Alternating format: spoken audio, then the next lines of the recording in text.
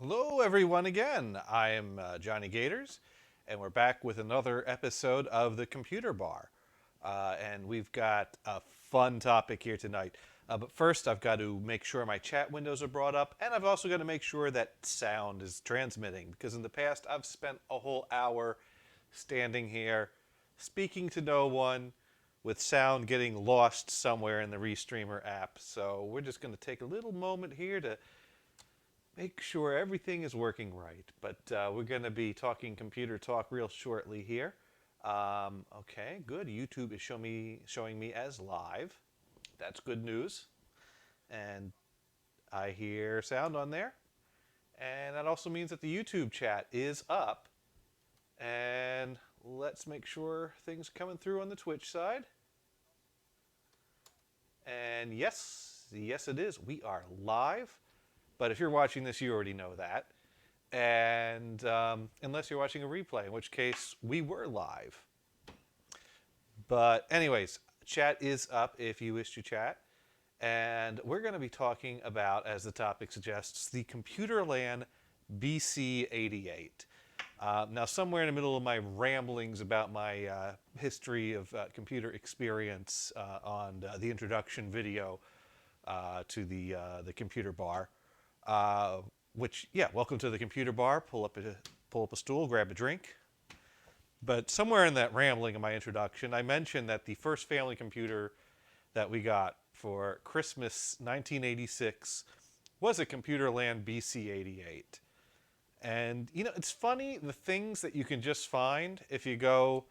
I mean, you kind of get in this false sense of everything is available in this modern era of eBay. And because, you know, at any point of the day, I could think to myself, you know, I'd like to have one of those. And you go on eBay and you see there's like 5 of them available. And you find the one that's the cheapest. You check the condition of them. You see how far the shipping is. Make sure you're not, you know, not going to get lost on a slow boat from China. And you could just buy just about anything or everything. And so over the years, many times the thought has occurred to me, you know, I'd really like to have a Computerland BC88. And I'd go on eBay and I'd look. And I'd be like, what do you mean there's no Computerland BC88? It's Computerland. It was a pretty big chain. They must have sold a lot of computers. And no, it's not easy to find one. And I'm not entirely sure why, but recently another video was done about the Computerland BC88, and that kind of brought to my attention that the intended market for the Computerland BC88 was for business use to businesses. BC stands for business computer.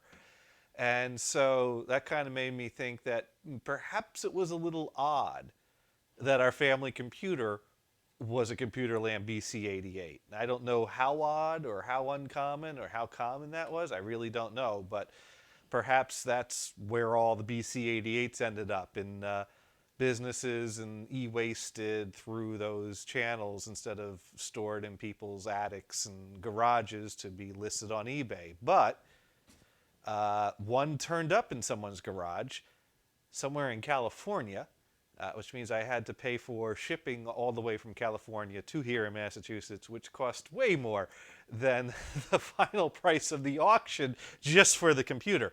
But yes, I finally found a Computerland BC88. But let's go over a little backstory. So really, the Computerland BC88 is what I would consider to be the third computer I had some serious experience with. Although the 2 before that, I don't know how serious that experience was. The first one being the compact portable my dad would bring home from the office that I sometimes ran the demos on. And the second being the Commodore 64 that I would play games on at my grandparents' house. So maybe it was really the first computer I had some real serious experience on. But it was bought for a Christmas gift for the family. Not just for me, for Christmas 1986. And we do have a picture here of a BC88. Also, the BC286 came in the same case. There were two models of it, the BC88 and BC286, and we'll talk a little bit about how that works. But this photo here is stock photo. This is showing a model with two floppy drives. And that monitor that's on there, yes, that is the same monitor ours came with touch-sensitive buttons on it, and with the ability to mimic green or amber, as well as doing CGA color. I do not have the original monitor. The one I bought off eBay came with a different CGA monitor, which is a bit dingy, but works. But I am on the lookout for that monitor, so hopefully one will turn up soon. So yeah, that is what one looks like. I have a few other pictures we can share here to introduce this topic. This here is the best thing I can find as far as a photo of the family computer. This is a still frame from the last Super 8 film my dad ran on the Super 8 camera, which was of Christmas 1986. And you can see over in the right side there a little silhouette of a computer on a tall table and the sliding glass door there. So that right there is the Computerland BC88. On the left side is me looking at my obvious favorite Christmas gift, the labeler in my stocking. No, the computer was by far the superior gift, even though at the moment this shot was taken, I was far more interested in the labeler. Maybe I was printing up a label that said computer to slap on the computer. I don't think I really did that. I hope I didn't do that. Anyways, yes, I don't know if, I mean, who takes pictures of their computers? Well, I do now, but at the time, who took pictures of their computer? So I don't think we have much in the family photo archive of pictures of our family computer, but I do know that this made it to the shot in the background with the camera panning across the room there. An other interesting document I have is the invoice, which is a bit large and needs to be resized to fit on the screen here, which I blanked out. So it turns out my dad held on to a copy of the invoice, because of course he did. Okay, why is my mouse grabbing that? Okay, let's grab that, and let's grab that. There we go.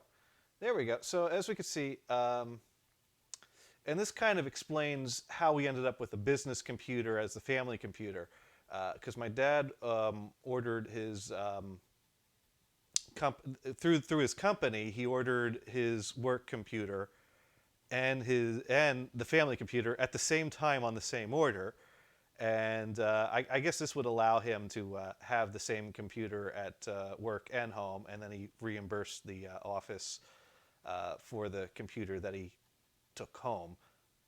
But as we can see here, the price of one computer came to $2,738, and it was BC88 with 640K floppy drive, 20 meg hard drive, color adapter, Sidine color display, printer and cable, which was an Epson printer, and yeah. And let's see, do I have any other documents I was going to share? No, that was it. So we can turn that off. Yeah, so we got the BC88. Now, it was also available in the BC286. And one of the big selling points of this computer, as was mentioned in the other YouTube video that goes all into the history of Computerland, which is a very interesting video. I'll have to link it in the comments or something.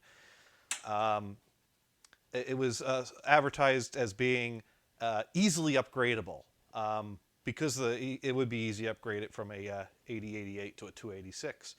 But I'm going to take a moment here to check if anyone has popped into the chat rooms. Sodapana writes in, "Hey Gators, it's Ted. What a sexy machine." Thank you, Ted. Yes, it is. And we're gonna really we're gonna get to see the nitty gritty details of this machine because I have this webcam up here, which is pointed down on this case here.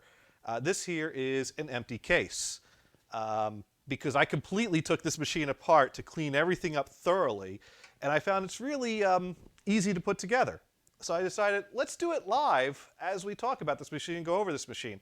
So, of course, all machines must start, well, they must start with a case.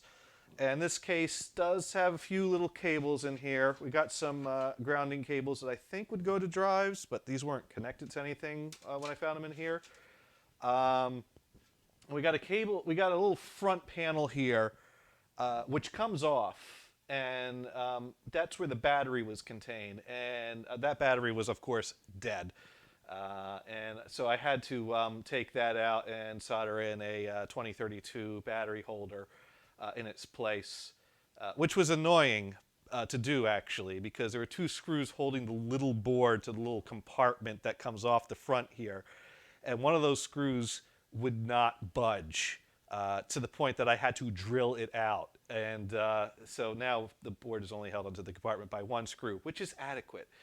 And that's where this little cable comes in that connects to the battery. And also there's two little lights on the front for hard drive activity, which is odd, being that the hard drive that would go in a bay would have its own light on it.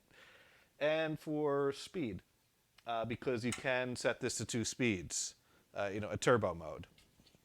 And I'm going to have a little beer here. I'm drinking Yingling tonight.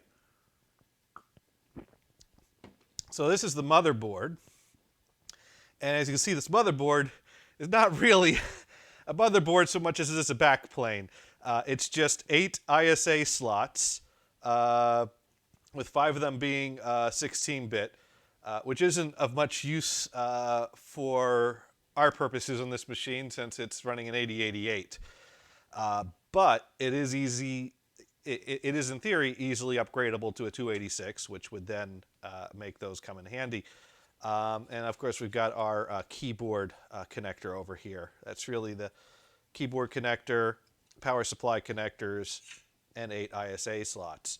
And that just goes right over there. Got my screws safe in the compartment here. So we're just going to grab 4 little screws here and screw our backplane motherboard into place.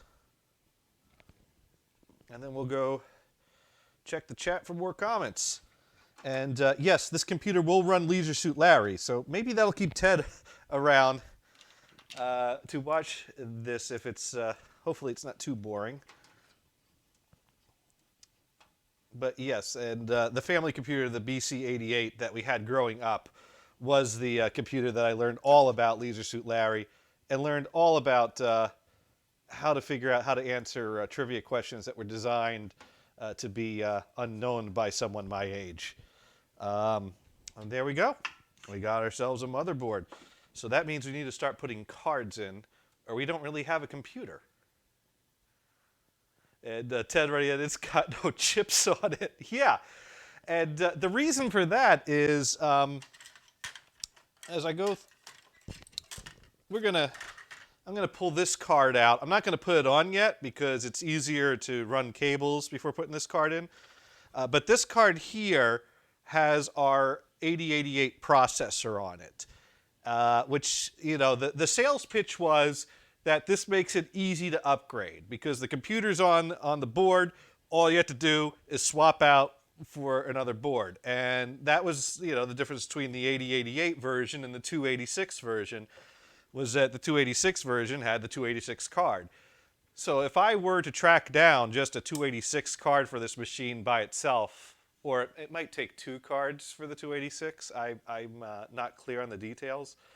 But if I were to track that down, I could, in theory, upgrade this machine to a 286. There were rumors, as I understand it, that they were going to develop a 386 board for this machine, but that never materialized. Computerland had some problems and did not last long enough to develop the 386 board for this machine. Does this design really make sense? Does it really make it more upgradable? I don't know about that. I mean, upgrading a processor on the motherboard is not that revolutionary.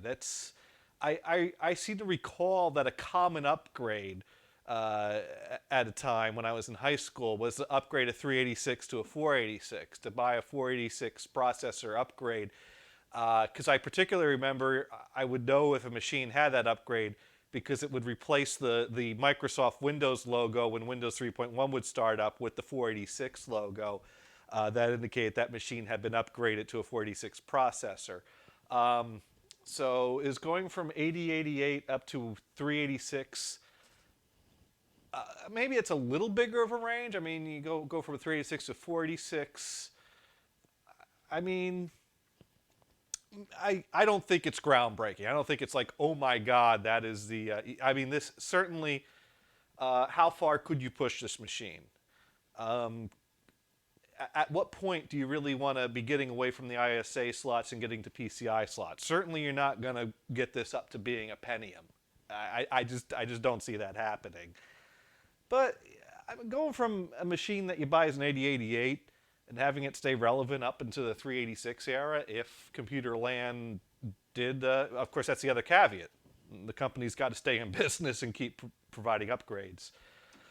But really, I don't think it's that earth-shattering of a design. It's a cool design, but I don't know that it really makes it more upgradable. Anyway, I'm going to start from the back end towards this side. And for some reason, the card that was put in all the way back here was the hard drive controller. I don't know why it was put there. I'm going to leave things in the position I found them in for now. But putting the hard drive controller all the way back here, when the hard drive's all the way up here, makes for a long stretch of the cords. I think this would work better over here, especially if you're going to want to hook up a second hard drive. Because as it is right now, this works because we're only hooking up one hard drive. We're hooking it up all the way to the end past the twisted pair. If we want to hook up a second hard drive, this is going to have to come closer. To keep track of my screws, I've put the screws back in the empty slot. So I'm going to take that out. And we're going to put in our hard drive control. Now, I forget what the format is called of this hard drive, but it's not IDE. It's, well, if I were to name it, it's pain in the ass. That's the format. I have not successfully gotten a hard drive to work on this machine yet. I've gotten close. I've gotten it to say it's formatting the drive. And I've gotten it to spend multiple hours making the drive make noises, claiming to be formatting it, when clearly I have no idea what it's doing because people tell me a low-level format should not take hours. So I've gotten the hard drive to make noises. For the purposes of putting everything together, I'm going to go ahead and put this hard drive in the machine. This is a tandem hard drive, and I bought this hard drive separately. This came with a Seagate hard drive in it, which I cannot get to. I can get to spin up. I can't get the data on it. I can't get it to boot. I can't get Norton Utilities to see the data on it. And I am basically holding off on doing any wiping or formatting of that drive because I really want the data. I really want to see what the family that owned this computer was up to. No, I'm hoping that the Computerland version of DOS 2.11 is on that hard drive. Because when it comes to DOS 2, there wasn't a retail version. It was OEM versions. And the Computerland OEM version of DOS 2.11 is not floating out there and around out there in internet land. So I don't have the original software for this machine. But in the meantime, this is a drive I bought because I knew that the drive that was in here was not the same model as the drive our family computer had. Because our family computer had a red light and that hard drive had a green light. And I really want this computer to look and feel and sound like the family computer. And so when I went on eBay looking for 20 meg hard drives, this showed up right in the top of my search. And I'm like, oh my God, that's the drive. And further proof that this was the drive, once I got this to spin up with power, it started making these little spin up noises. And I'm like, oh my God, I forgot that sound. Yes, yes, that's the sound of this computer turning on. And it just kind of floored me to little things like that. So we're going to go ahead and slide this into the bay here. And there we go. That just slides there like that, and that. And this had two flathead screws holding it in. Okay, there's one flathead screw. And there's the other. And we're just going to screw that into place. And then we'll check our messages again. Hopefully we got a few more people pulling up a stool, sitting at the computer bar. The only bar open in town.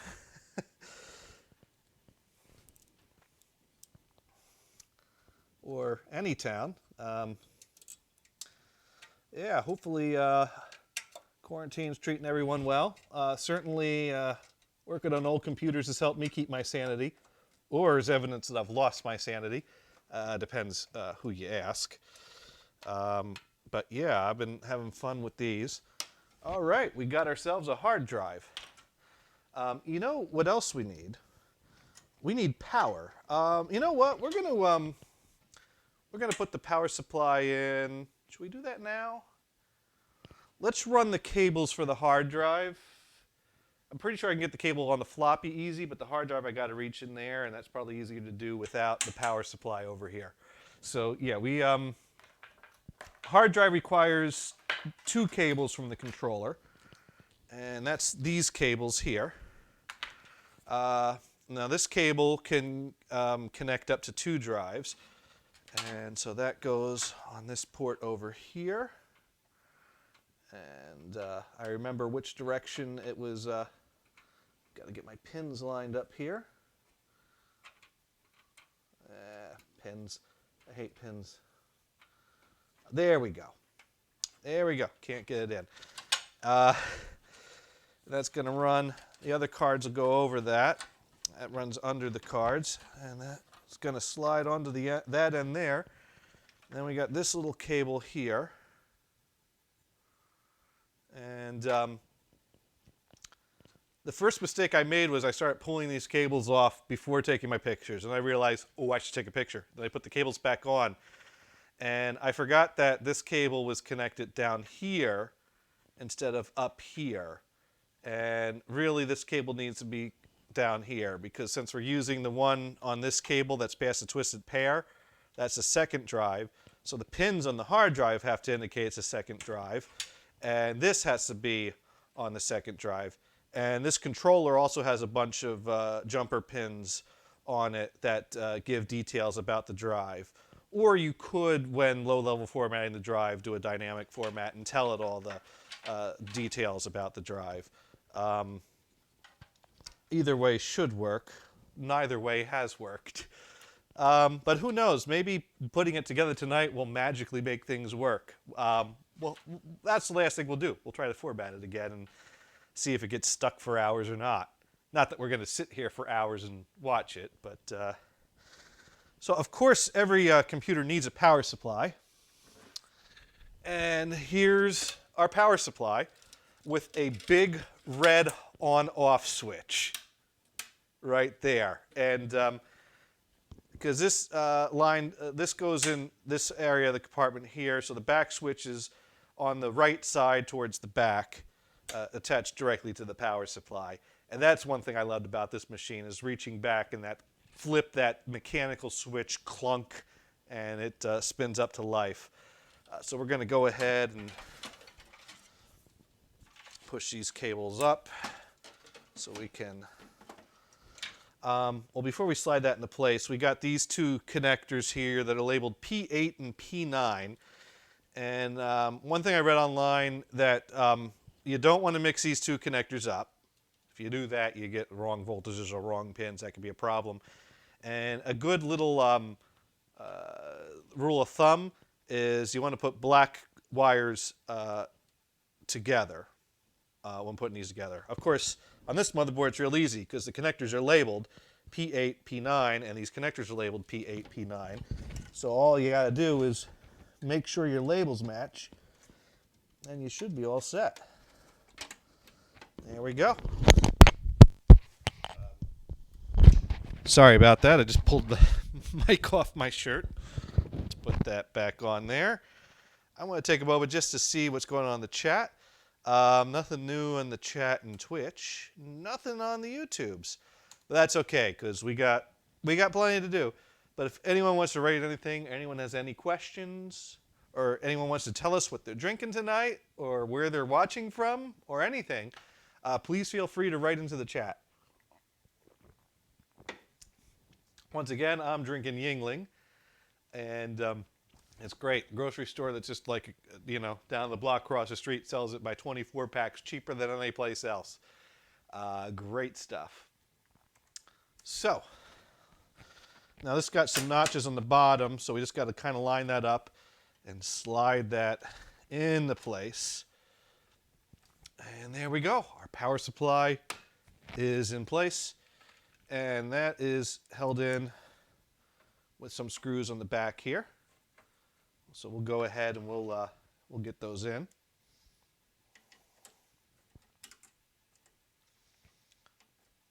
That one don't want to go in. There we go. There we go.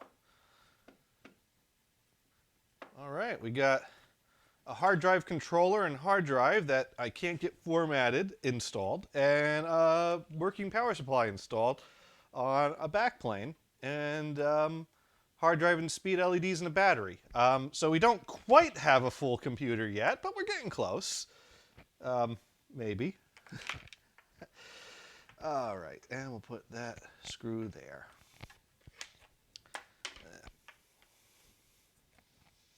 And I don't like where that mic is. Pardon me while I move my mic. Okay, let's see what we got. The next card that goes in is our video card. And this is a CGA color video card.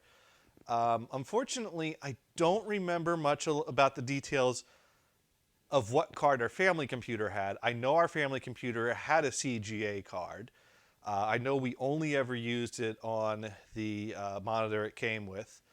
And this video card happens to have two composite outputs on it, one which is color, which is great because that supports composite color, because games like Leisure Suit Larry supported a composite mode, which actually, when you start up Leisure Suit Larry on a CGA computer, on your CGA monitor, it's going to come up in grayscale, unless you're looking at the composite, which will give you a better color version than a CGA, because it's using color blending. 8-Bit Guy did a great video explaining CGA and composite and all that. I highly recommend checking that out. Now, the guy that did the Computerland video that talks about this machine, he had a different video card on his. And I don't know if these were both valid video cards, or if someone changed the video card on this one, or what the story is. I don't remember if our family computer had these connectors on the back of it or not. That memory is just, you know, gone. But this is what it has. And it's very helpful to have the option of composite. Actually, when we spin up this computer, I'm not going to pick up a big clunky CGA monitor and plop it on the bar here. I'm just going to capture off the composite so I can kind of view what's being captured on my screen here and share it with you all. So that actually is quite convenient to have the option of composite on your video card for machines of this era. There we go, put that over those wires. Oh, you know what we're going to need to do? Before we put that in, I'd like to, there's this little cable here that goes from this port on the motherboard to a connection on the computer board, the board with the processor. And I see that that's going to start to get difficult to reach. So I'm going to go ahead and connect that wire. And let me see, where is that going to... Okay, yeah, that'll be fine. That will be... Do I want that to go over or under those cables? I'm going to leave that over. All right, so that way we're going to put... We'll put this there. And we'll put that card in there. Because I believe this was holding that cable over there. And, oh, we need to straighten that out. There we go. Put our screw in. There we go. Hard drive and video. No processor, but we got hard drive and video. And next card is the processor card, which I was just holding. Yeah, it's right here in front of me. All right, and these cards have extra supports on the back here. So we got to take those off. There we go, take that off, screw out. Now we install our computer. It's got this little cute little red button on the back, which is a reset button. That's something I remember from our computer. That way, if my dad walked in to the room and saw Leisure Suit Larry up on the screen, which I was not supposed to be playing, he could very easily and very quickly reach behind the machine, hit the red button, and kill my game. I had no time to save or anything. Not to mention it's going to take me forever to get past that quiz again to play again. Yeah, them's the breaks. Okay, put that there. Computer's coming together now. And yeah, so this wire that we connected to the motherboard connects there. And this wire goes from the front plate over to here. And this is going to be our real first test of this, because I have not connected this back up to this board since soldering a battery in place. So it's going to be interesting to see tonight if we can set the date, turn off the machine, turn the machine back on, and have it still remember the date. And of course, we need RAM and a floppy controller and serial and parallel ports.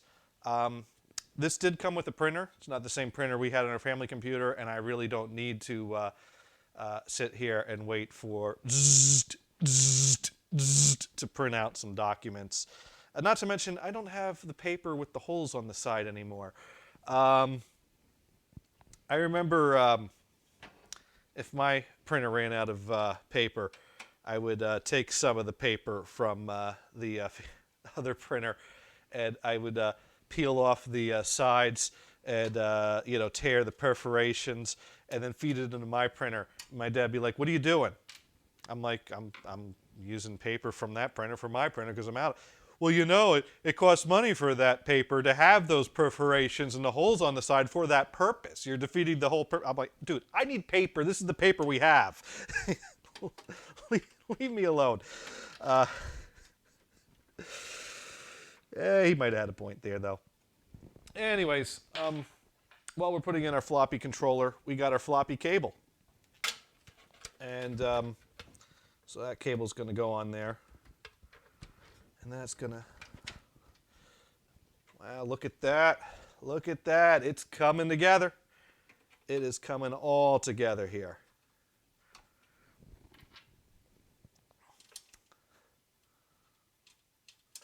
And we got to put...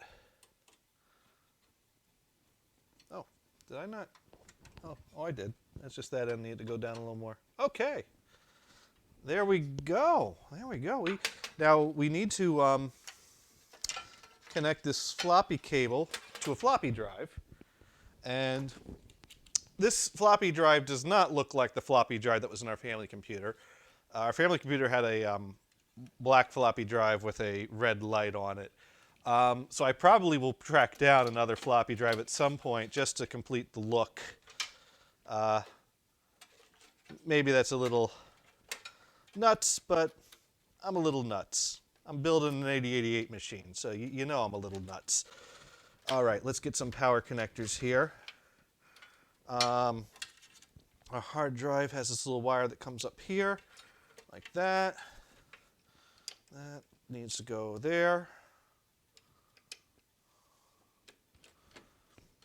All right, and we got these little tabs with screws that will hold the floppy drive in place.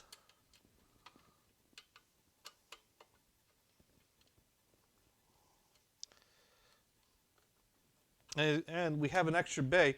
You could put up to 3 drives in this machine. So if you want to do 2 floppies and a hard drive, or if you want to do 1 floppy and 2 hard drives, you could do that. Now, some future plans I have for this machine, I have bought one of those great ISA cards they make that accept compact flash cards. They're real handy. I especially like the design that has a slot right in the back of the card. Oh dear, my webcam is not updating. That webcam has been giving me some trouble. We might, well, the machine's put together. So we're just going to go ahead and take that off for now. So yeah, I do have on order an ISA card that has a slot on the back for a compact flash card. A lot of people use that as a alternate solution for hard drives, so you don't have to deal with older hard drives if you want to build a vintage machine and, you know, I guess emulate an old hard drive on a newer format. I think that's just useful to have for transferring data. So I bought one of those. Of course, I realized, oh, those connect to an IDE controller. I don't have an IDE controller in here, so I ordered an IDE controller as well. So those are 2 cards that will probably get put in here. I don't know if they're going to be put in permanently, but I'll play around with those. Ultimately, I'd like to get the 20 meg hard drive formatted and working.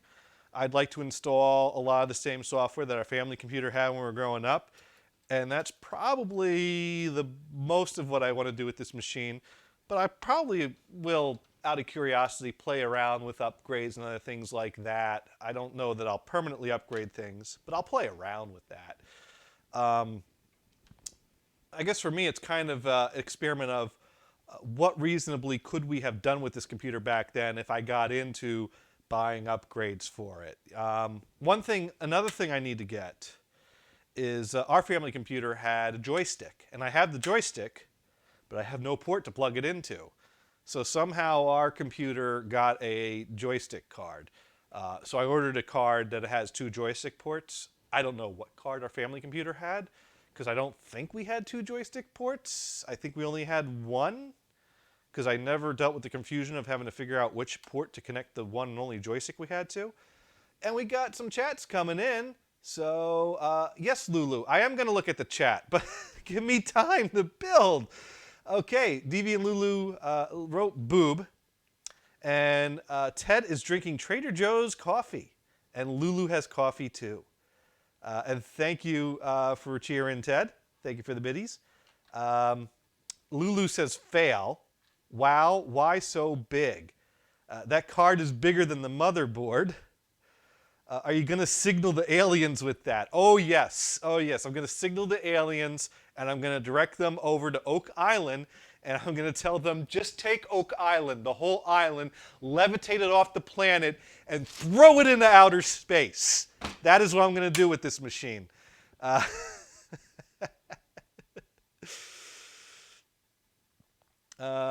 let's put this on a tray. ASCII 2 porn, yes. Heat FM Mod Ready, and hey, Johnny. Hey, Heat FM Mod, great to see you. And yeah, cool. Excellent. Glad to see you all here.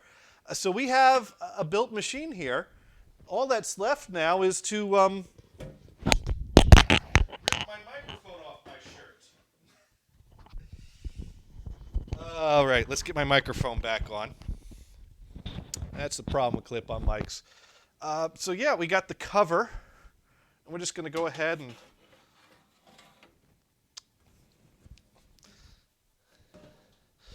I'm not positioned well for this. This is not a good surface to work on computers on. Not to mention, I really don't want to scuff it up. But it's nice for streaming. There we go. There we go. Not quite got it lined up right. Okay, that needs to go under there. Okay. There we go. There we go. There we go.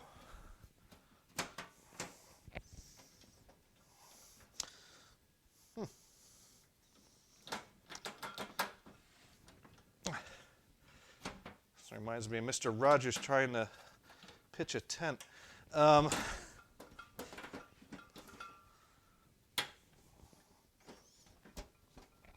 This is not lining up quite right. All right. Let's see what we got going here. Try to do it like that. Nope. Why does this not want to go?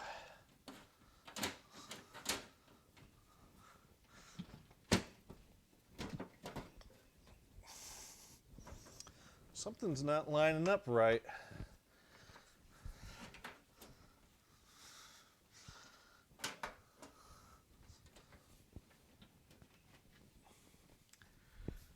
Okay, any more chat come in? No. Any more chat on YouTube? See, I checked the chat. I just sometimes go periods without.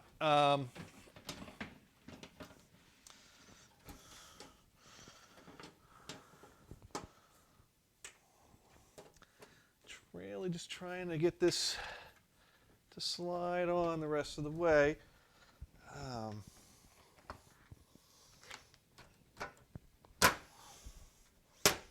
There we go. We just need to get the front to wiggle past those face plates of those drives. And now we can put our last 4 screws in and plug it in. And see if it still turns on after completely disassembling and reassembling it. I'm going to have to open this back up at some point because I'm still doing some work on the hard drive. Okay, that screw is a bit grungy. I might need to soak some of these screws.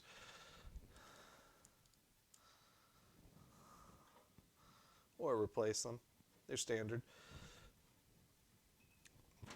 But I gotta say, this tower, it's got some scrapes. It's a little scuffed, which is not ideal.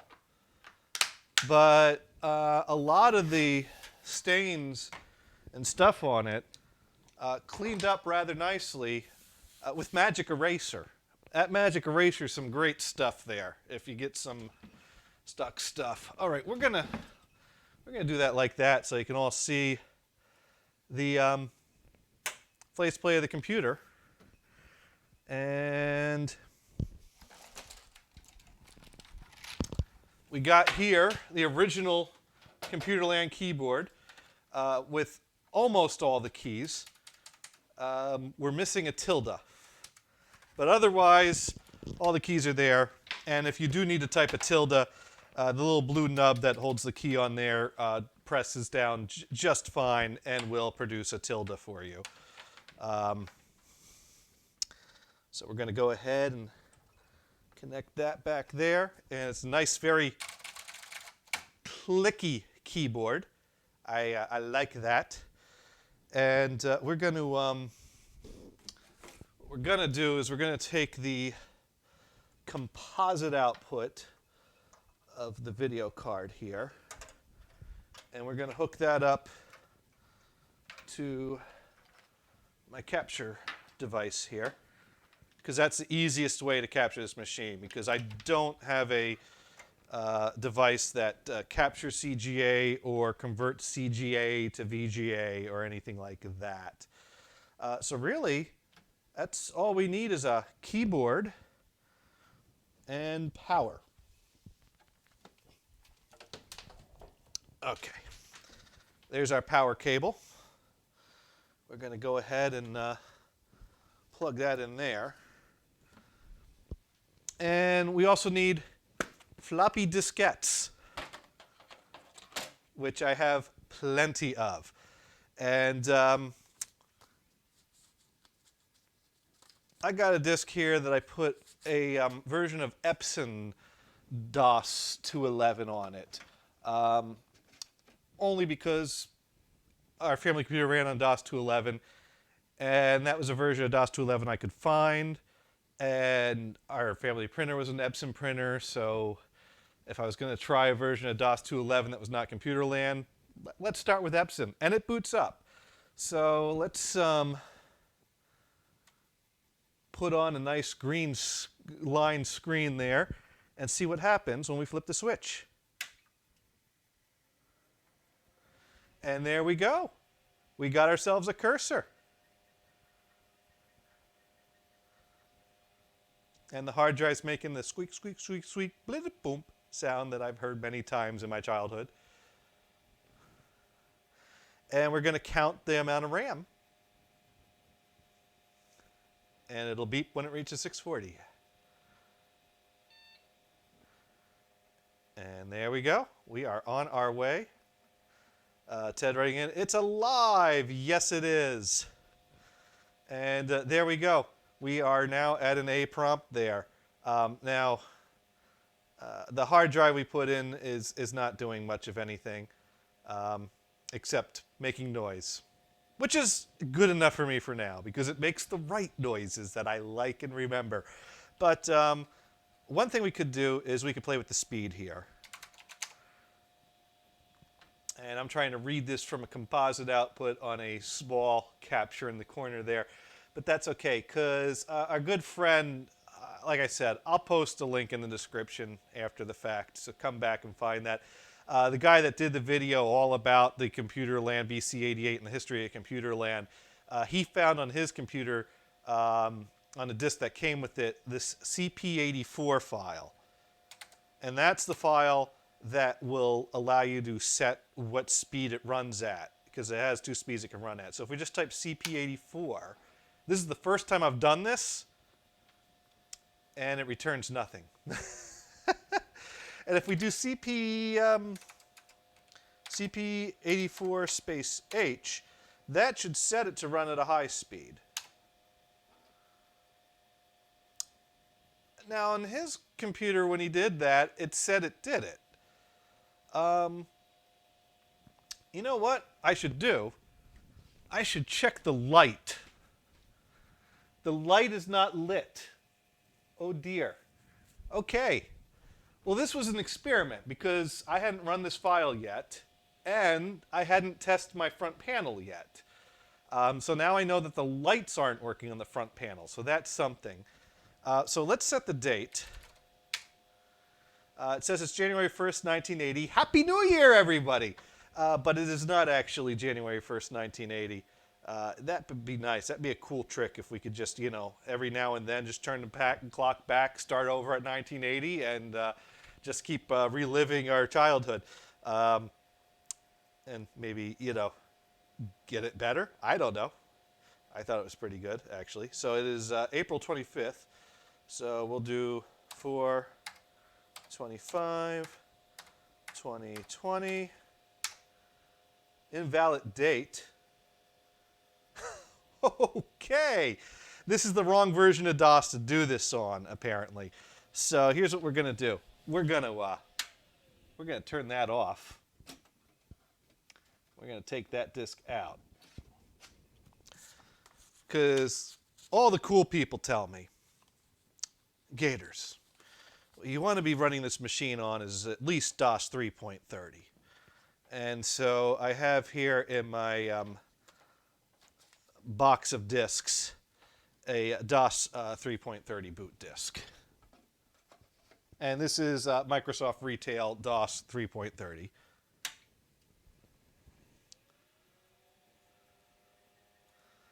And Lulu writes in, yay! Yay. And so now we're going to see it come alive with that version of DOS. After it counts the RAM again. Yeah, you got to go through this process every time you turn it on. It's okay. By the time the monitor warms up, it's at this point. Yeah.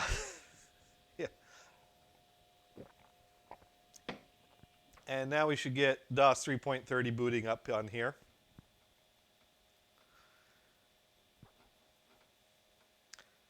It's thinking about it. Oh, there we go. So let's set the date now. You know, this is a fun habit here. This keyboard doesn't have separate arrow keys from the number pad. The number pad is the arrows key, and it defaults to number locks off. And you want it to default to number locks off because you want to use the arrow keys since you don't have specific arrow keys. And I keep reaching for the number pad to type in the date, and that don't work. Oh, it's asking for a 2-digit year. Compact DOS asks for a 4-digit year. Let's give this a try. Let's try it. 04 25 2020. Okay, current time. It is 12 plus 10, so that's 22:51. There we go. And if we type in date, it still says that date. So now, let's find out if it holds on to that. Let's see if all my soldering work with that battery at least got that to work.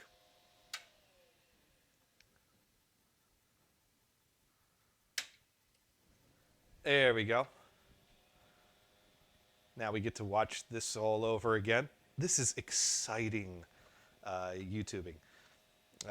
Ted Redigan Y2K problem. Yeah, apparently Compact 2.11 and 2.12 DOS was perfectly fine with a 4-digit year, but Epson DOS 2.11, no. Epson DOS 2.11 is the fail. I'm going to have to find a better 2.11. This computer won't boot with Compact 2.11. If it would, I'd use that. It'll boot with Compact 3.1 DOS. But for now, 3.3 gets the job done for whatever we really want to do. January 1st, 1980. Okay. Yeah, we got some problems with that front panel. That front panel really gave me some trouble. I thought I got the battery soldered on there. I thought I got my contacts testing. I'm going to have to take that out again tomorrow and take that back on the bench. We're not going to do anything that really needs to know the date, so I'm just going to hit enter. So, yeah. This computer has been giving me, it's been a challenging project.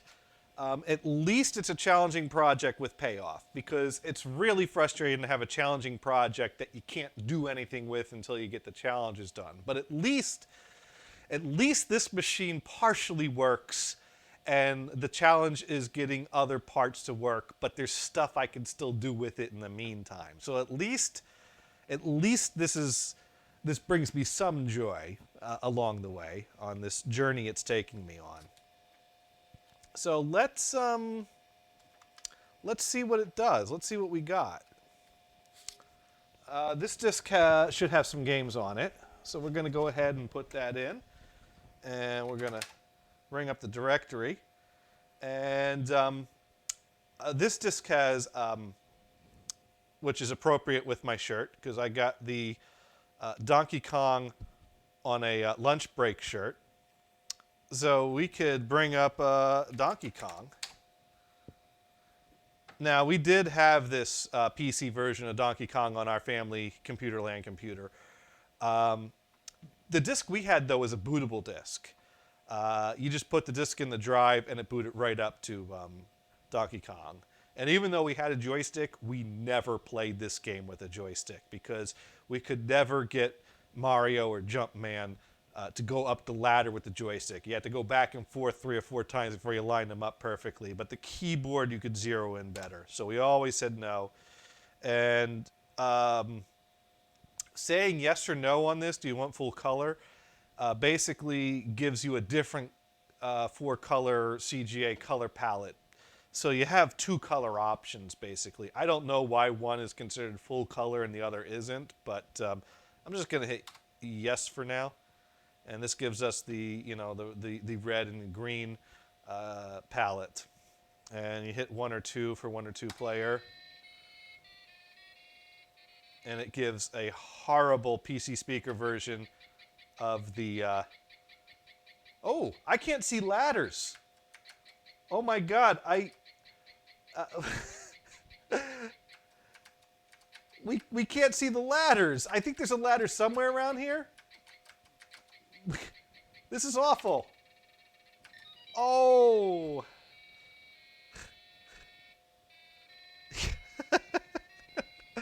That is horrible. That's absolutely horrible. Unfortunately, we can't quit out to DOS on this.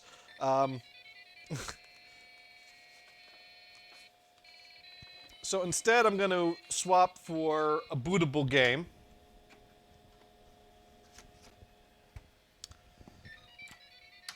And I'm going to hit the little reset button here because Control-Alt-Delete wasn't getting me out of that game. Soft pan rates and turbo button. No, I have a turbo command though. There's a command that you can run to set the speed to turbo or not. I think there might be a button shortcut, but I'm not clear on that. I've not found that. The only way I've found to do it is this CP84 file that the other guy that recently did a YouTube video about this model computer found. So it kind of has a turbo mode, but it doesn't have the turbo button, which is a bummer because I know it's fun to have that button. Well, that's a white screen. Okay. Is there anything on this output? No. Okay. I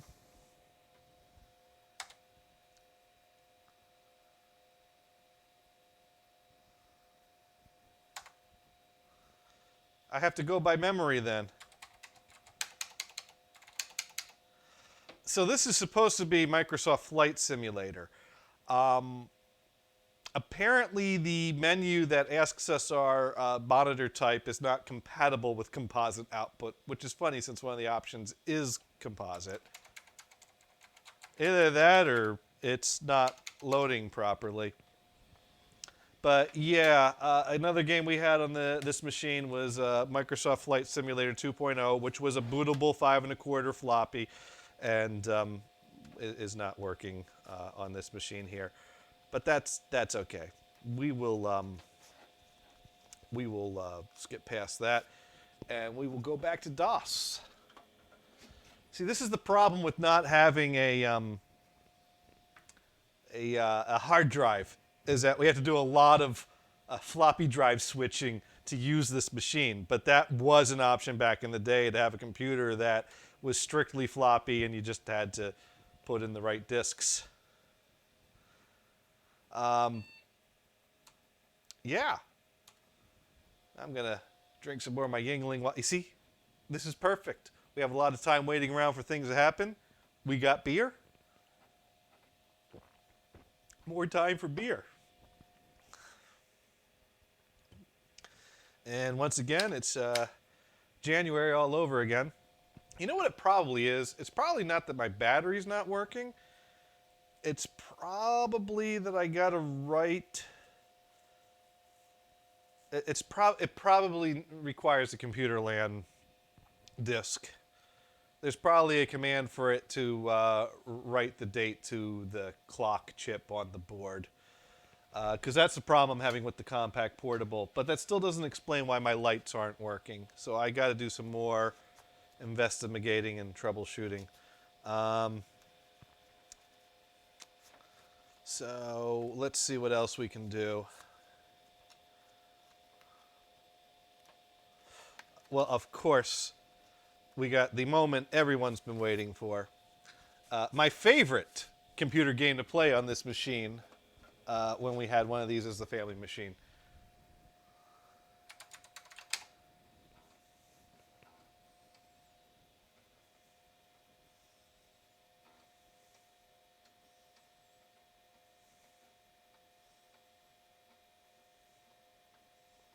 And it'll just finish loading any moment now. You know, this loaded much faster when it was saved on the hard drive, but there we go. Oh, if only we knew about the Alt-X shortcut when we were kids. And there we go. We got ourselves some old school Leisure Suit Larry, and since we're using the composite connection, we get the full color. When I played this game as a kid, we just had the RGB monitor, so it would come up grayscale, and then we would do this. And I think I talked about this on Monday's show some too when we were playing it, and it would look like ass. But we set it to the amber mode, which would cancel out the blue to look black. Let's get off of that, because that just looks awful.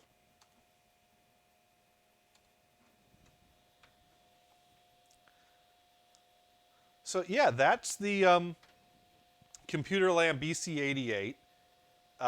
As you can see, within an hour, I was able to take all the disassembled parts and piece them together, and even do a little bit of demonstrating of it. There we go. And now we can go sit at the bar, because all the bars are closed. So the only bar that's open is Lefty's. Just load up Leisure Suit Larry on your computer, and it's just like sitting at a bar, except it's on your computer.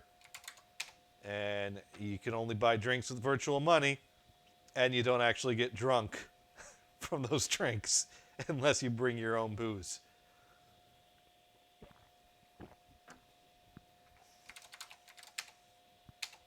There we go.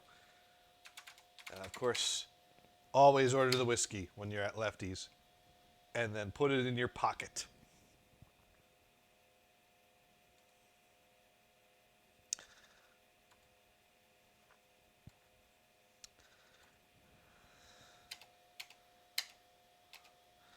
Anyways, I think that really kind of sums up this machine. So what I've learned so far, I've learned a lot about the type of hard drive that this machine works. That you have to have the pin set. You have to know the specifications of the hard drive you're using. You have to know about your controller. The controller might have pin or jumper settings to set it for the specifications of your hard drive, or you might need to low-level format the hard drive and put those specifications in when doing that. And you need to have your cables in the right place. You need to have your jumpers on the hard drive in the right place. And even then, it still might not work because you're dealing with 35-year-old hard drives. Of course, it's not going to work. Although this hard drive was sold to me by someone on eBay who assures me they tested it before they sent it to me and verified it was fully working. And that guy is going to be calling me at around 10 o'clock on Monday. And they're either going to find a way to get it to work or they're not. I do also have another set of cables and another hard drive controller of the exact same model on order, because what do I do when I troubleshoot? I keep swapping parts until it works. I don't have parts of this vintage. Also, you can't just move a hard drive of this vintage from one controller to another controller and bring the data over. You have to low-level format it again for it to work, and then, you know, wipe your drive. I do have over here the hard drive that was in this box when it came here, which in theory should work with the controller that's in there. And in theory, I should be able to somehow get the data to show up and get the data off this drive, which hopefully has the software for this machine that will make like the lights work and hold the date and make that work. But I've been unsuccessful. I do have Norton Utilities 4.5, and I've tried to go in absolute sector mode to get into the drive and check things out, but it keeps on giving me read errors. So I don't know if it's a bad drive. I don't know if it's a bad controller. I don't know if it's a bad cable. I don't know if I've got something hooked up wrong. But I've learned a lot about these types of drives. And I also had a fun time cleaning up the keyboard. I mean, this looks nearly new except for the one missing key. I pulled all the individual keys out because they were pretty grungy. Whoop. And clean them all one by one, clean the whole thing one by one, and it looks great. I just need a tilde key now. So what's next is trying to get the hard drive working, trying to track down the original software. I think I'm probably not going to play around more with the battery and the front board until I get the original software for this computer, because I'm hoping that that's software issues that's required to get those lights to work. You know what? I got to check that other guy's video and see if the lights worked on his.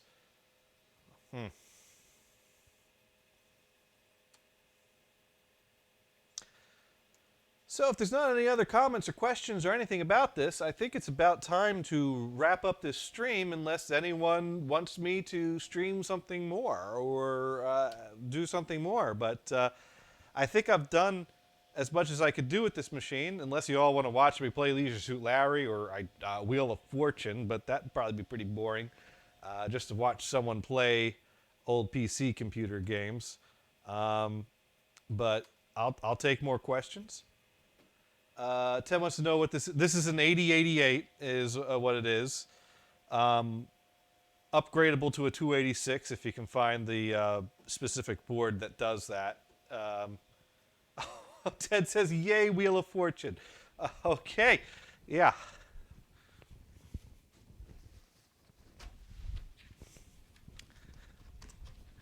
In its original box. This is not the copy of Wheel of Fortune that I bought when I was a kid, but it came in a box that looked just like this and was this version. In school, you used to get those little like flyers where you could order books for like the Scholastic Book Club thing, and on the back page there would be like a piece of software that you could order. And one of them I brought it home, and I saw you could order Wheel of Fortune, and to me that was like the coolest thing. That I could go to school with this order form with money from my parents and a like disc with Wheel of Fortune we could play on our family computer would show up. So I'm like, I want Wheel. Could you give me Wheel of Fortune? And I don't know why my parents. I don't know. Every now and then my parents bought me something when I asked for it. More often than not, they'd say, "Nah, you don't need that." But I guess I caught them on a good day. And they said, "Yeah, sure, we'll give you the money to order that." And all the kids were jealous when books are being put on their desk while we were doing some work and the teacher was handing out the orders, and what gets placed on my desk is a Wheel of Fortune in its shrink wrap in the box computer game, and everyone's like, oh, we just got books. You're gonna have some fun with that. Yeah. So let me bring up my capture window here, because we got to get out to DOS is what we need to do. All right. We're going to... there we go. Quit. And there we go. We'll play a quick round, and you all can chime in and help. Or, well, heck. We could play multiplayer. You could just tell me what... Well, no, I don't know. The time limits might... It'd be nice if we could figure out how to network play this on an 8088. That would be quite a feat. I can't get it in. There we go.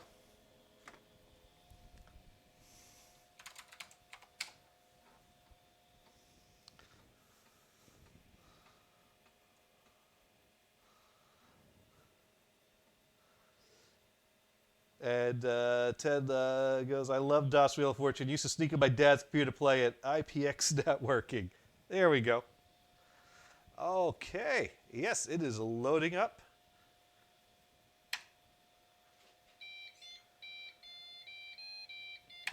It's funny.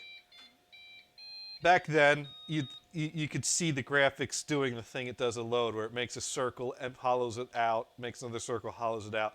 Nowadays, you run this on DOSBox, it just pops right up because it runs so fast. All right, let's put a player in. Pretty sure I'm a returning champion. Yep, there I am. I have no idea who those people are. Those are people that I guess I bought the disc from. Showed up on eBay recently. First and second edition, which the one I had was second edition, and the original box. And I'm like, well, hey, it's 2 games for the price of 1.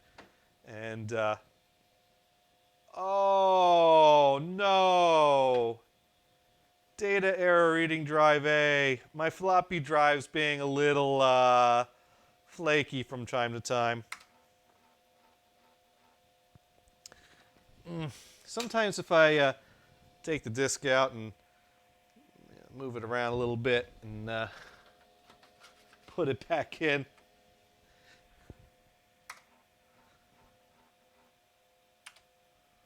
Oh, let's try that again. The joys of vintage computers. Am I right? Am I right? No. Let's give this another go. If this don't work, we'll get the first edition disc out, see if that one works. Because it's essentially the same game with different puzzles.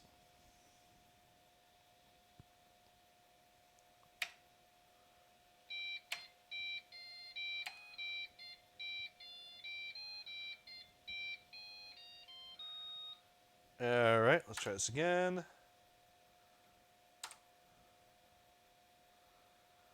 All right. Come on, big bucks, big bucks, big bucks. No whammies and error. Oh, this disc works fine on other computers. I don't know what's up with it. Let's try the first edition. We'll be right back. Let me go grab it over here.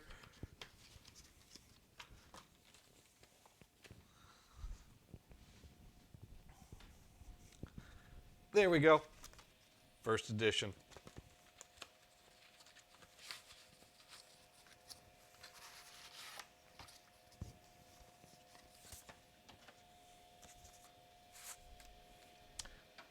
I don't know, it might be the floppy drive.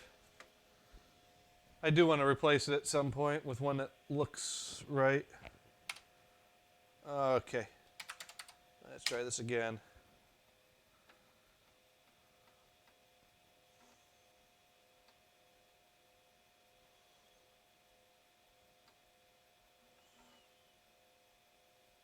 Come on, big bucks, big bucks. No, oh wait, that's a different game. There we go, this one's a little different.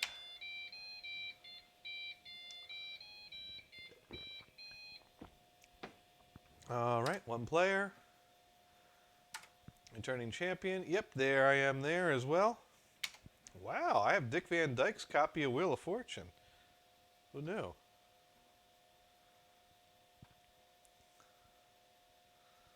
I've found that sometimes this computer has trouble reading some disks, and it varies by what version of DOS I boot on.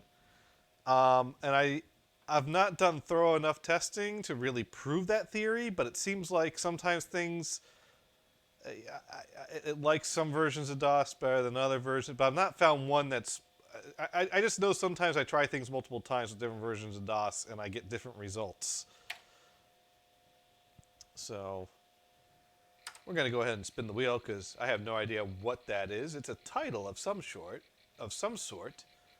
Maybe it's something of the something. I don't know. Let's put an R in because I always start with an R. And let's see. And yes, Vanna does walk really slow. Blow on it. And I got a whammy. RSTLNE, yes. People keep on using those letters so much that they just automatically give you those letters. Let's see if I can what I'm gonna do is I'm gonna do that.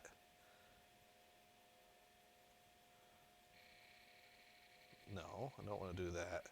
And then I'm gonna do that. This would probably make sense the other way, because now it looks like I'm looking away from the puzzle. It's okay. It's hard to composite kind of. I don't even see the values. I have no idea how much money we got going here. Oh, S is still available. There we go. I wonder if it's of the something. Something of the something. So we'll have to, well, that's good. T's coming up next. So we'll, there we go. We'll put a T in. Yeah, of the something, or something the something. It could be of the something. Let's go ahead and get that H in there then.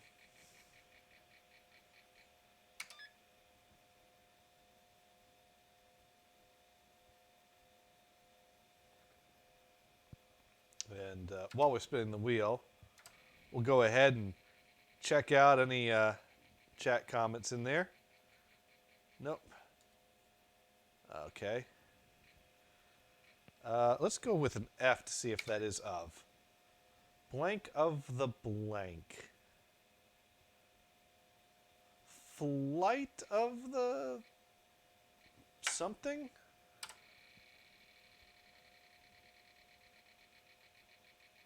No, it wouldn't be flight because that'd be an F at the beginning. But let's go with N.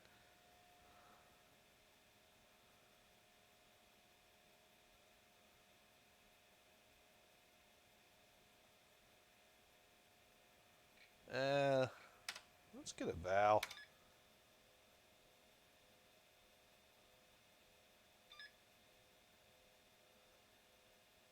Of the something.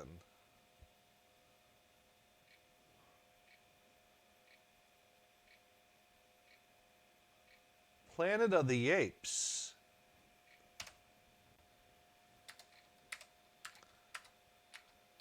Oh. There we go. Yay!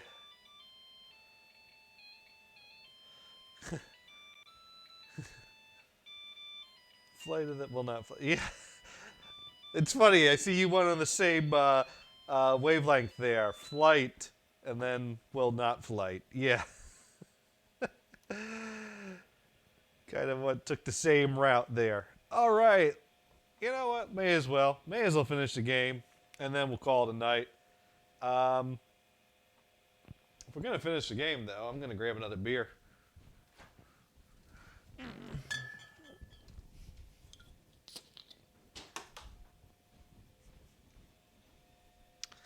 There we go. I was going to hit a key on my laptop.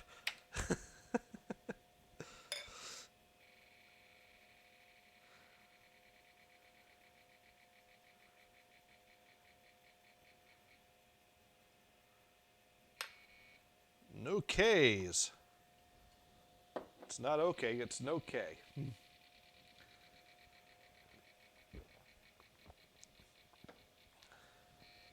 And bankrupt. Okay, so this is a thing.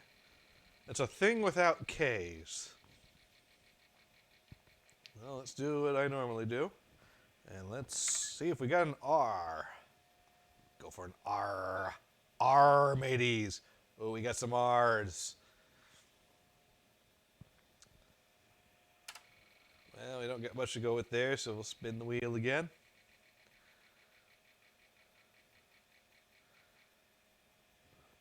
And let's get an S. No, no S's.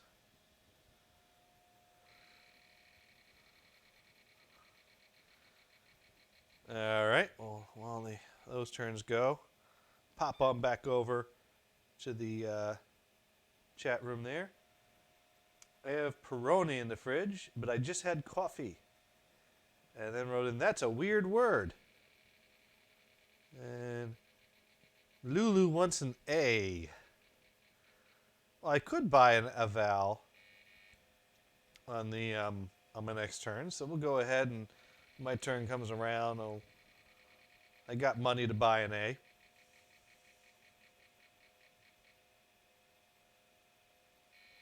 No P's.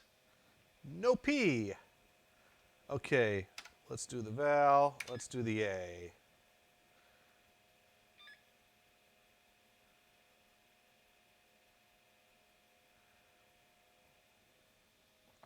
Still not enough to go on there, but let's go ahead and spin the wheel. And T's a pretty good letter. Something Gates.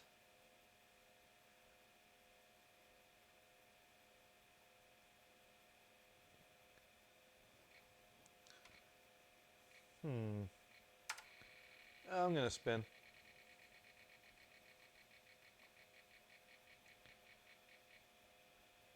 I feel like I should do the N before the L. Had a good feeling about that N. Not quite feeling the L.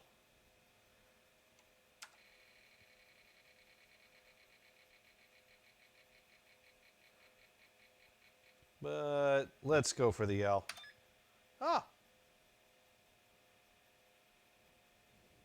Let's see if chat room got any ideas. Okay, Lulu wants to see the E. Well, we are getting to that point where vowels will help us.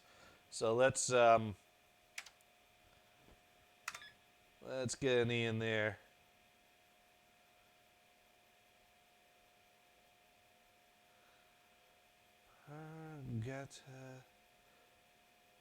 What would go at the end of that? At the end of that gate? Because it's not a S. It's not an L. A Y would make sense after an E at the end of a word. No. That was stupid. Not clicking. I don't know. Someone might be watching this going, it's this, you idiot, it's this! I love how the computers just use letters that are already used quite frequently. Quite a dumb computer player. Makes it real easy.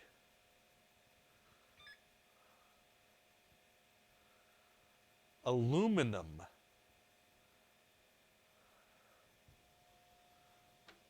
Something aluminum.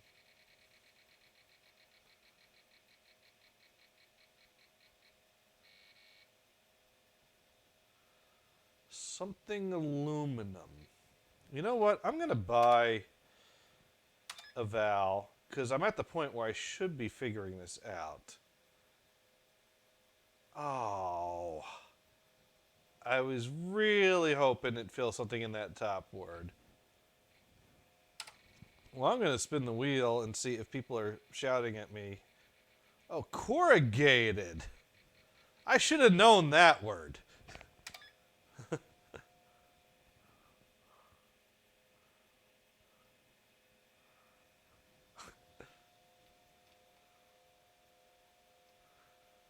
All right, time to solve this.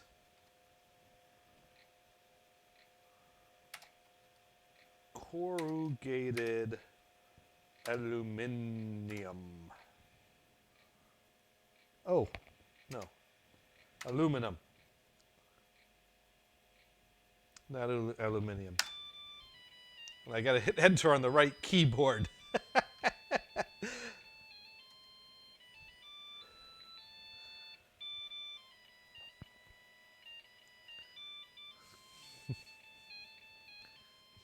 That makes no sense. Corrugated aluminum, is that used on roofs? I think so. I think that's like, you got like the wavy roof with the aluminum. That'd be corrugated aluminum, maybe? I don't know. I don't know. Something like that.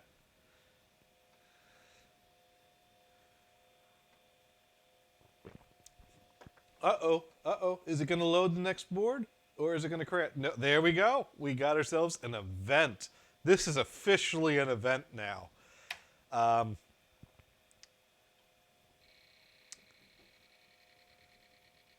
Yeah, no, it's the bonus round that the game's going to crash at, of course. Okay, bankrupt means we're up. We are up at the event. Let's see what we got for an event here. We got an R. Could be year.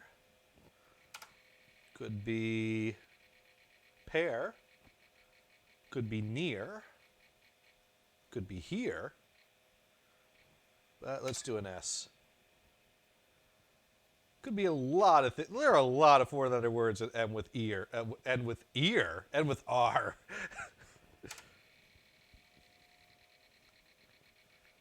Beer is a four-letter word that ends with R. Although beer is also a four-letter word that ends with P. But we're going to put a T in, and we're going to lose.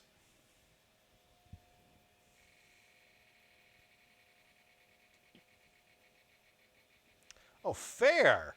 Now, fair would make sense for an event. That is probably right. And Lulu wants to see an A. So since we do have money in our kitty, we'll go ahead and grab an A on our next turn. And I think I'm going to throw that F in to test out that fair theory if we get an A for the second letter of that.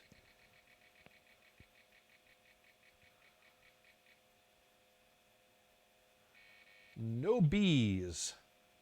No B's allowed here. All right, so we're gonna get that A.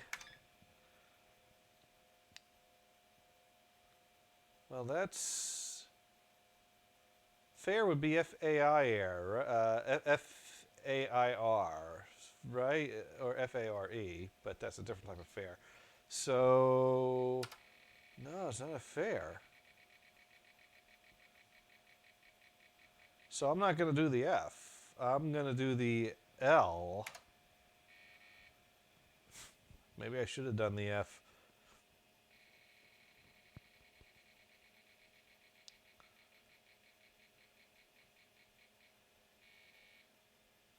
Bear.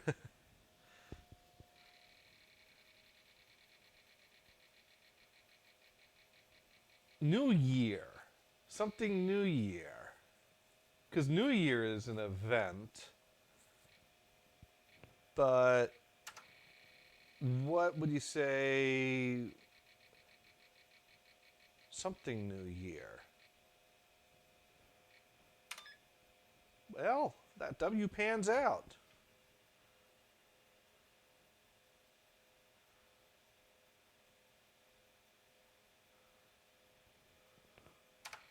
Well, I'm just going to spin the wheel.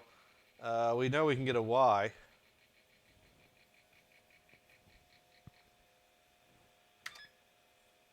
Build up some money.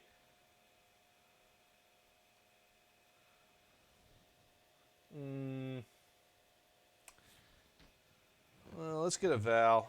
Now, if we get the E, we're going to fill in New Year. But is that going to tell us anything up above? Let's go for the E. Let's see if we get any up above. Ness. Chinese New Year. There it is. I would like to solve the puzzle. Chinese New Year for the win.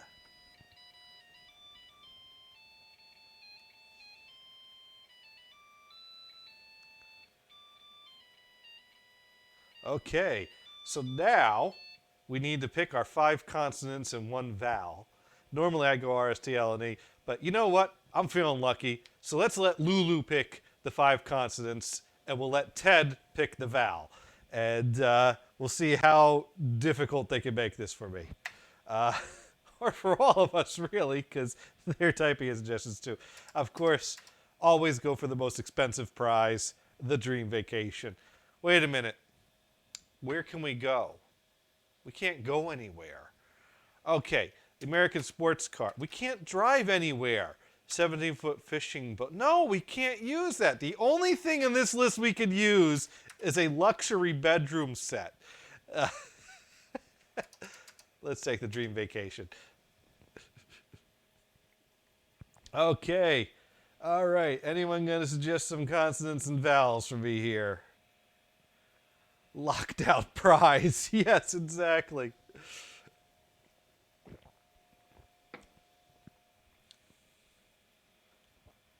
Anyways, no, if you really want to throw out some consonants and vowels, or I can just do the RSTLNE and lose.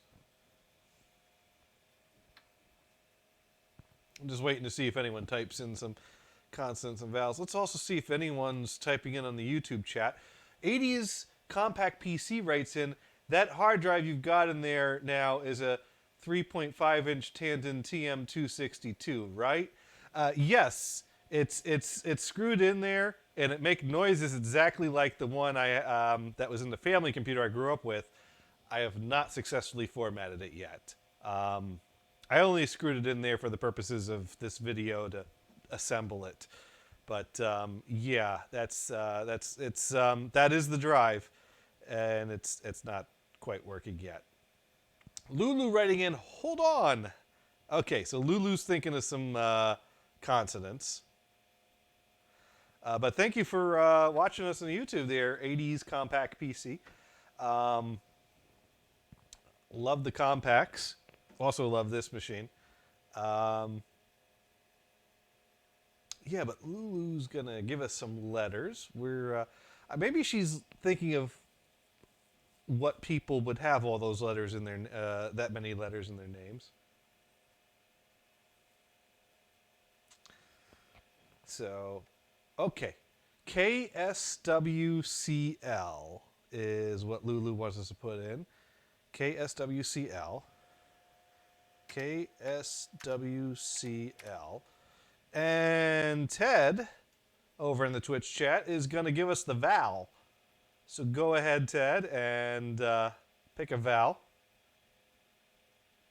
Ted picks an I. Oh, I got to hit return, and now hit my I. And let's see what we get here.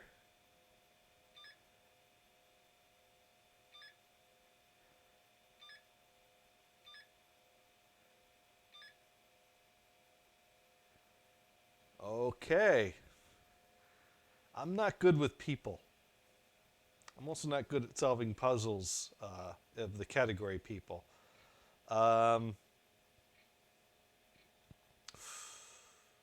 Ooh. I got nothing. I don't know if you got anything. That bottom one's got some letters. Is it a name or a type of a person? Oh, well, we're going to find out. We did not get our dream vacation.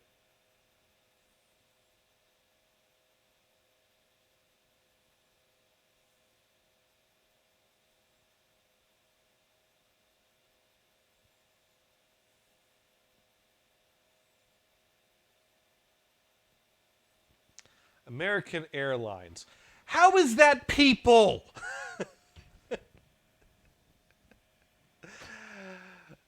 To quote someone, businesses are people too. Oh my God. Okay, there you go. So we did not win the dream vacation, but we did win a total of $4,450 in fake money. So yeah, I agree with you, Ted. That's a category fail. American Airlines is not people. How am I supposed to think of that as people? I would have never come up with it. Oh, that was awful. Again, Lulu wants us to play this again. Well, I do still have half a beer. So, all right, let's play it again. Uh, okay. Maybe this time we'll win that dream vacation. Maybe. Let's hope. We can hope. We can hope for it. 80s compact PC ready again. The 3.5 MFM drives can be troublesome. The 5 1/4 units are generally more reliable, I've found. I will keep that in mind. I'm certainly opening to experimenting with other things with this desktop. This desktop is also a nostalgia desktop, so I want it to have the same hard drive as I had growing up. Which means I'm picking my hard drives completely based on not logic. But I do have, this had a Seagate drive in it that is a full 5 1/4 inch drive. I've not gotten that to come up with the original data yet, but I'm hoping to extract the data off of it somehow, because I'm hoping it has the software for this machine. Unless tomorrow on eBay, or sometime in the next upcoming weeks or months on eBay, the original Computerland books and discs show up, in which case I'll go ahead and try to format that drive. BML Twitch right again. What an absolute legend. Yes. You're referring to the machine? Oh, the machine's off screen right now. All right, we're going to start the round. We're going to spin the wheel. Now that is a lot of letters. So we got a phrase here. We should have at least, what, 3 or 4 R's in this mess of letters. Or 2. Okay. Let's give that another spin there. And we're going to go ahead. You know what I'm going to do? I'm going to move the camera to show off the legend, the computer over there.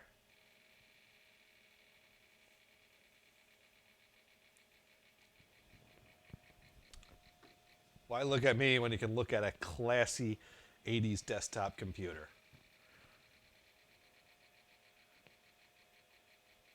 Or I guess I could stand over here. Keyboard's over here. I could do that. Beer's over here too.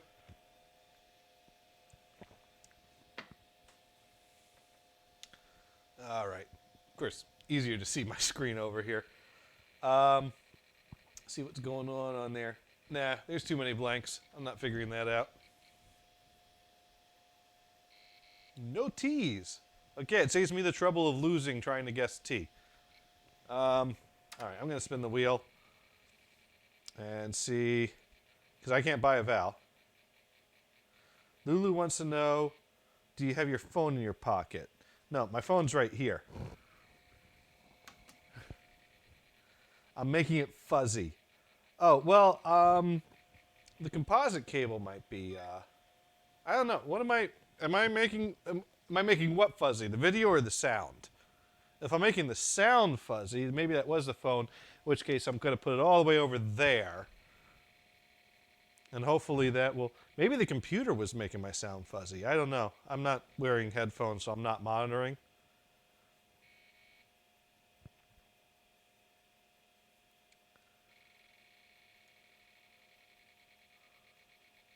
Oh, Lulu wants to get my phone away from the computer. Okay. There, my phone's next to the coffee machine.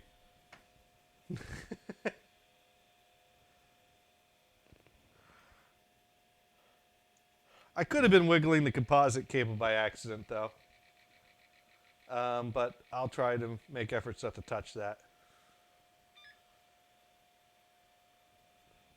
Oh, yes, and we need to check our YouTube chat, because we got compact 80s compact PC ready again.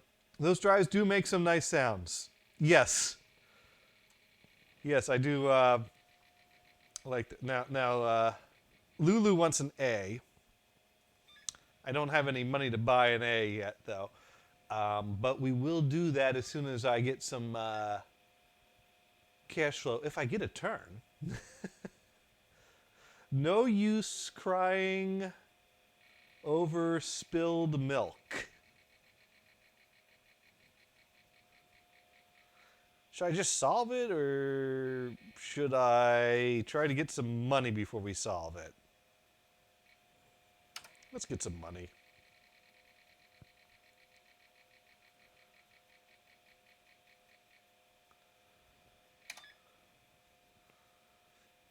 There we go. Let's see. Can't really see how much money that is because the composite screen grab. $750. That's not bad. Let's get some more though.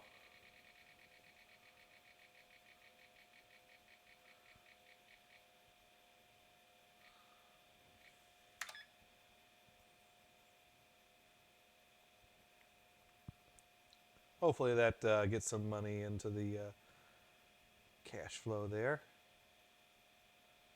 Oh, let's press our luck. Besides, I need to go grab a tissue.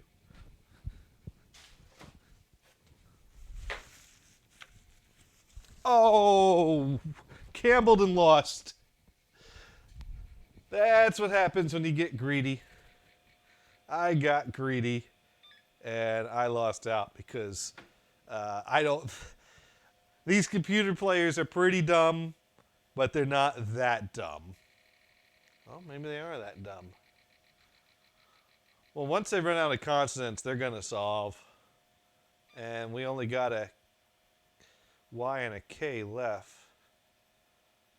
Oh, and yeah, the G. So, yeah, we're down to a Y and a K. So,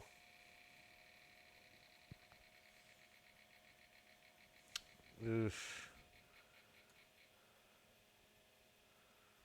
Ted writing an oh no.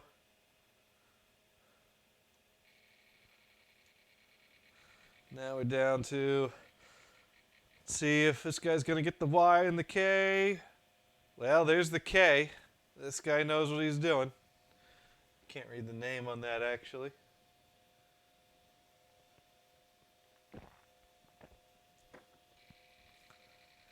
Now, is this person going to guess a Y? Are they going to get bankrupt? Oh, there's that black cup. Nope. Oh. We're done. We lost this round.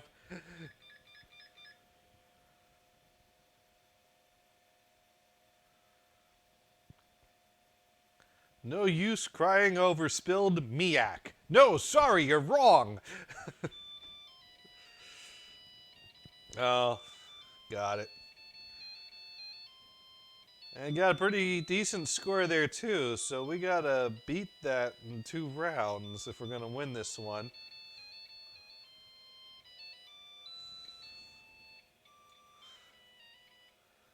I should have solved it when I had the chance. Whoops.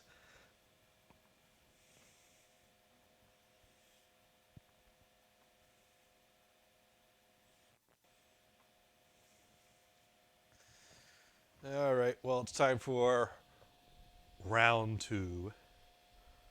Round 2 on the classic Wheel of Fortune on 5 1/4 inch floppy. Here live. Oh yeah, this is the Seagate drive it came with, which I'm hoping to get to spin up without reformatting to get the original data off of it.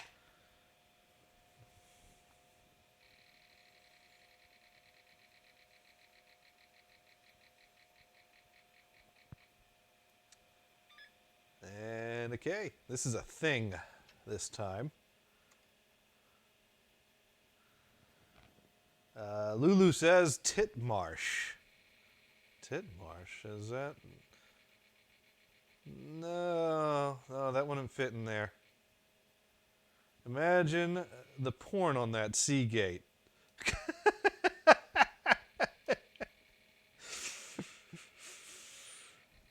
Remember I found a floppy disk that had a black and white, like 3-second loop that just kept going involving thrusting. It was not that exciting. That's about the best porn you can do on this machine. Okay, let's go with an R. Arr, mateys. So we got a thing that has a K and an R. So we need some more letters here. We'll get another consonant.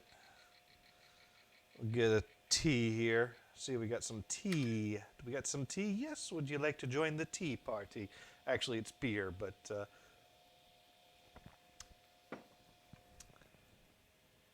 there we go. We'll go ahead and spin again. Although Lulu's probably typing in A's. Nope, not yet. She's not typed in an A yet. Oh, no L. I should have gone for the N before the L. But I do need to build up some cash to catch that 5,000 lead that player 3 has.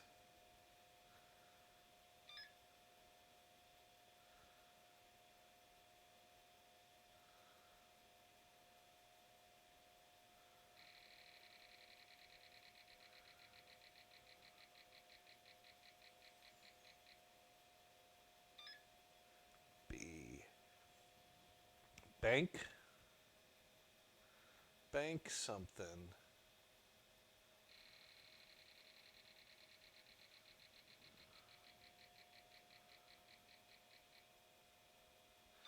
Well, no, it can't be bank because that would have to be an N. Back.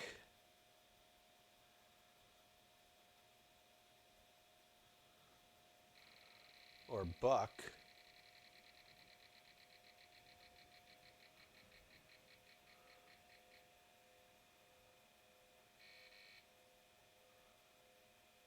Well, there goes player 3.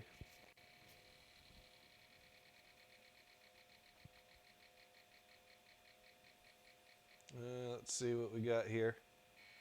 No H's. Okay. Well, let's do what Lulu would do. Let's buy the A. Oh, that's the only A, and we knew that one. That was a waste.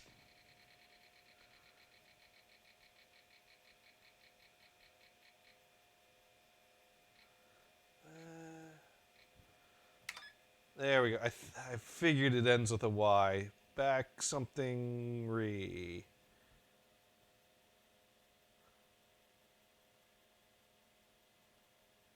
Alright, we got the Y. Back something. Back Terry.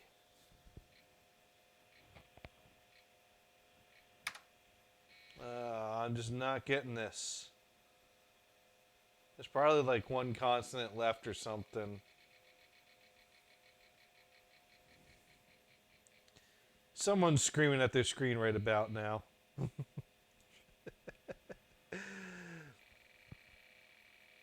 80s compact PC ready again. I've never had luck reading data from an MGM drive that has been sitting for a long time. Or MFM.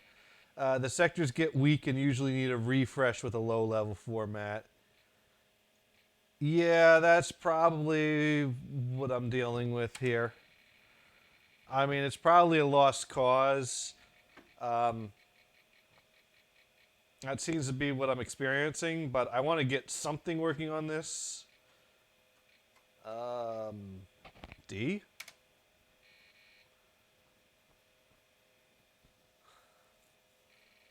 Maybe J? Q?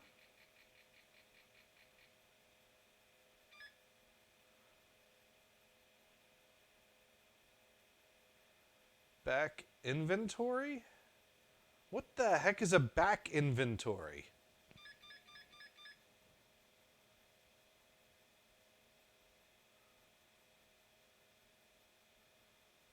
Is that a thing? Oh, like, is that like back stock or over? The back inventory? Okay. I never referred to inventory in the back as back inventory. I don't think that's really a thing.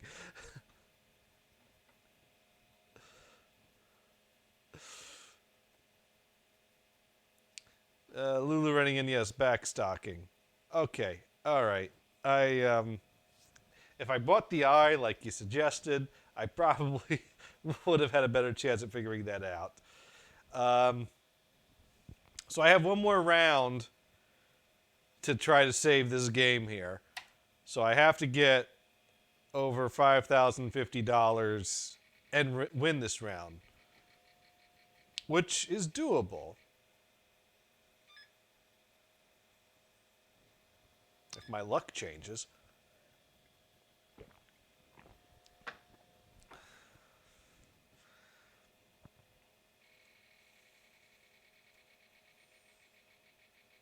Whoops. Hit the wrong button there.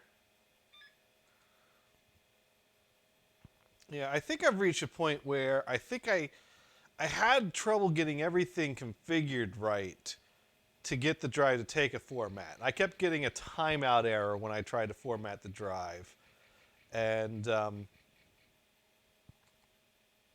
eventually, once I got the pins in the right place and the cables in the right place and everything, I stopped getting that error.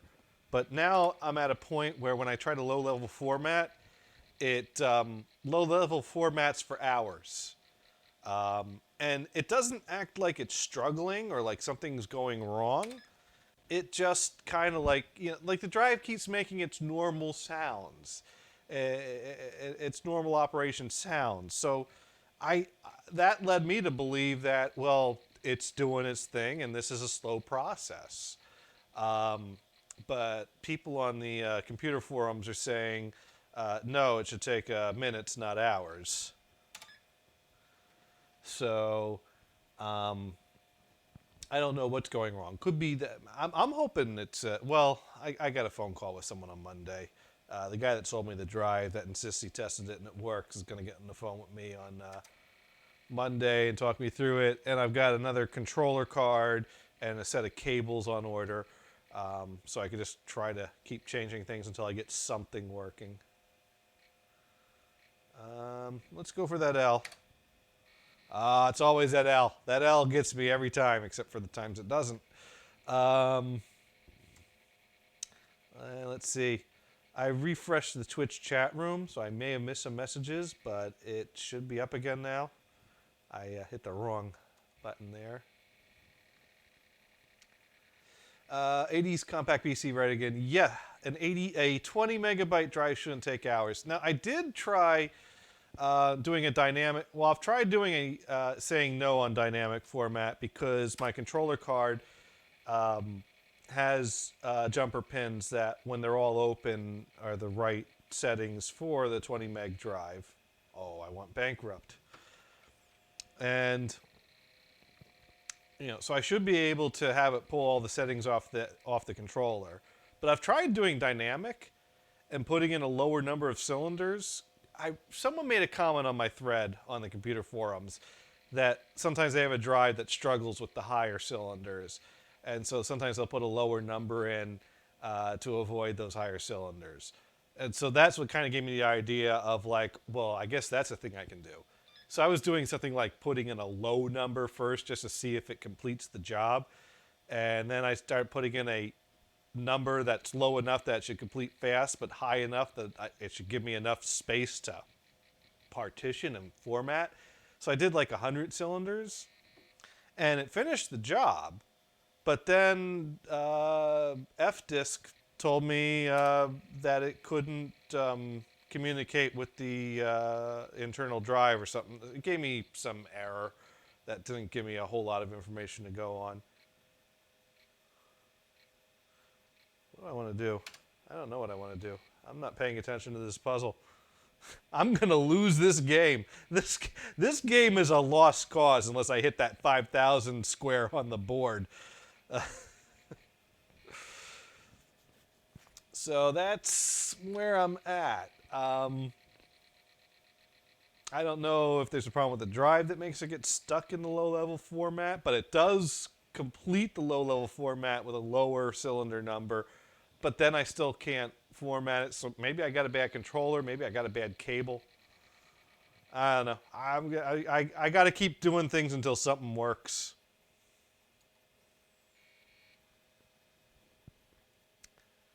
But as you can see, it works fine.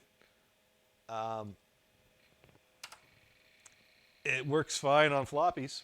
So, you know, I got a good motherboard, a good power supply, good enough floppy drive. Oh, this could save it. I don't know what this is, though.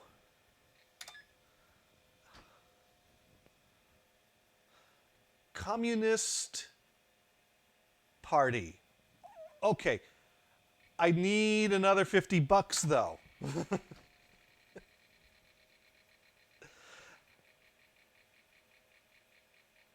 Oh, man. Almost had it.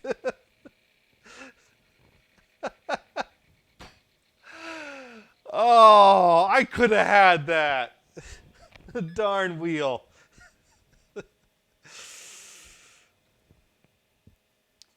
And there's the game. I don't want to lose my championship entry there, so I'm going to hit the end button right now. And there we go. Saved it. Still, undefeated champion. Oh, dear. Anyways, I think that sums up our stream for tonight.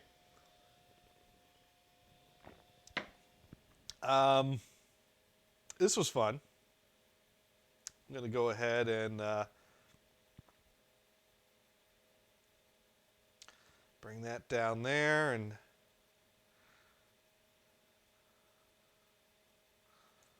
bring this back over. There we go. Woo. Okay.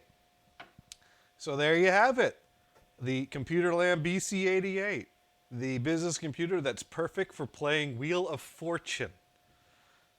Now we know what all those business people were up to with this machine.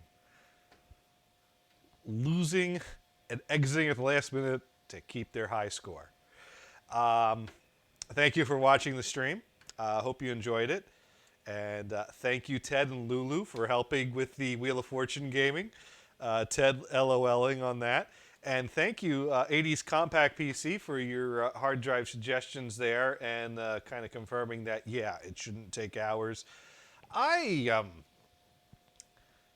done a lot of Googling, and I read some comments somewhere that something of a low-level format could take up to 36 hours, but I have no idea what reference or what they were referring to. So it's good to get confirmation that that comment was applying to something completely different and not my situation. And that because when you hit the command and you hit go and a half hour goes by and you don't know how long the process takes, you don't want to kill it because, well, what if this does take hours? I mean, how often do you do a low-level format? How old is this computer? How slow is it? So at least now I know that I don't have to wait 8 hours every time I try this to find out if it's working or not. So that's going to save me a lot of time in my upcoming trial and error to get a hard drive working on this machine. 80s Compact PC ready again. No problem. Hope you get the drive working. Yeah, thank you.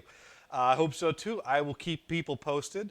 And like I said, there is another great video out there that goes into the history of Computerland, and another guy that recently picked up one of these machines and played around with it. What a small world that, the same week I find this machine and buy it off of eBay, someone else posts a video about this machine on YouTube, because I was struggling to find, I'm still struggling to find much information on this machine.